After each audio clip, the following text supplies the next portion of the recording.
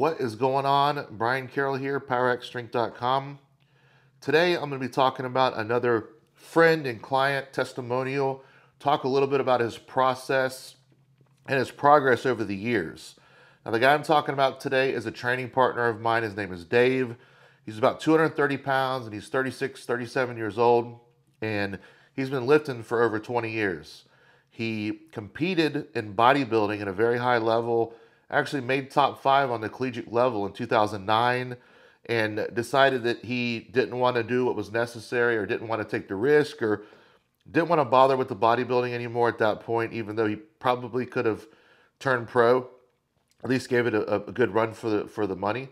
Now, to give perspective, the top 5 in the collegiate nationals, 3 of those guys went on to turn pro. Dave is one of the people, one of the 2 that didn't turn pro, I believe is what it comes down to.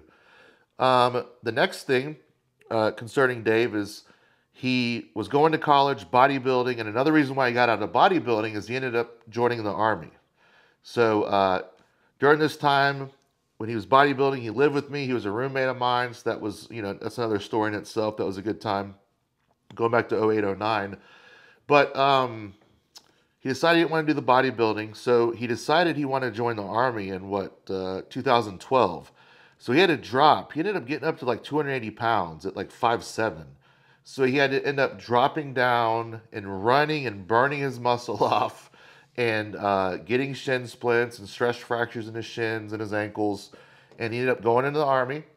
He was there for about 10 years in the Army. And during this time when he was deployed in Iraq, they were doing some evacuation drills, and he was picking up a bigger guy, and he had an end plate fracture, it sounds like, because he heard a big pop, then a bunch of pain down his leg, and it was off and on during the rest of his deployment, and he didn't get good care in the Army. They had a pediatrician doctor for his back pain, so he went through the normal American medicine approach of stretching, taking gabapentin, taking drugs like Flexeril, and which those can be useful and helpful for some people, but you got to get down to the root cause. You got to get down to the root of the cause and remove the cause.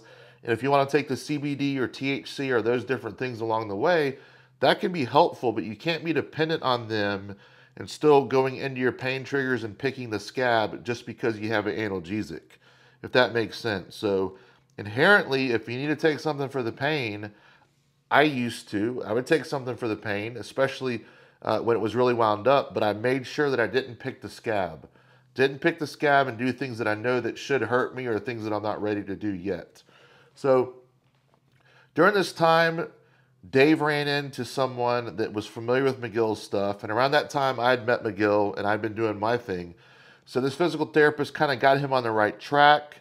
And he got on the McGill stuff for a bit. And he moved back here, was still in the Army, and we started training together. And that's when he was kind of going from 4 years of the back being kind of good, kind of bad. Then we got him on track when he started training here, and he stopped sitting so much. Every hour he started standing up. He started doing the lunging drill and ultimate back and back mechanic to open up his hips and his psoas. And those things combined with building his core, removing his pain triggers, building his weak points, with all the core work that we did with stir the pot, suitcase carries, some mobility of the T-spine, some stabilization of the core, those different types of things that are normal. We got his back pain wound down, and he's back to where he's had the best years that he's had in a long time, even though he has a severe extension intolerance that still rears his head from time to time.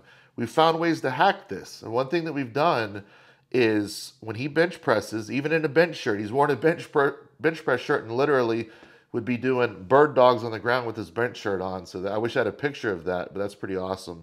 So we came up with a plan for him from the bench press. He gets off the bench press with good form. He rolls off or someone helps him.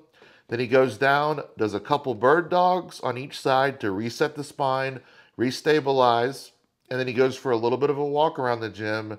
Then he's good to go. And he does this every bench press set.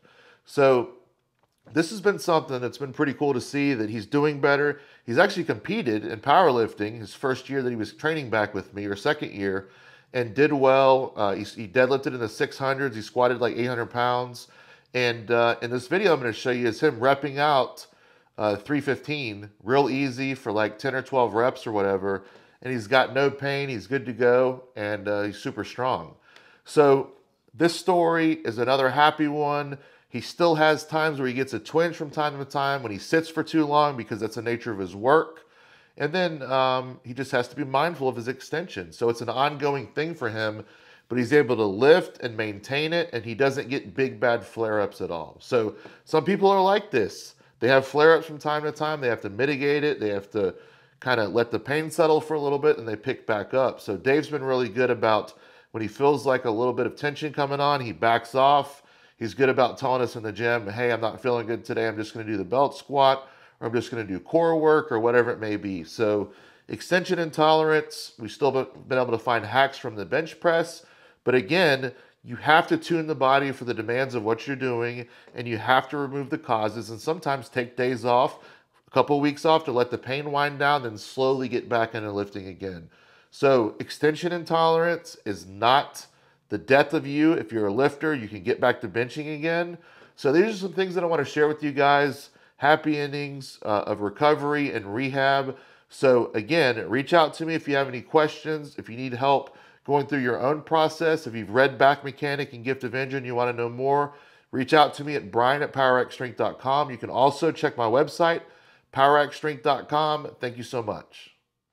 So here's Dave doing a nice and clean set with 315 or so for a set of 10, nice and easy, doing this pain-free, looking strong. I think this actually might have been 350 with the plates and the Kabuki Duffalo bar.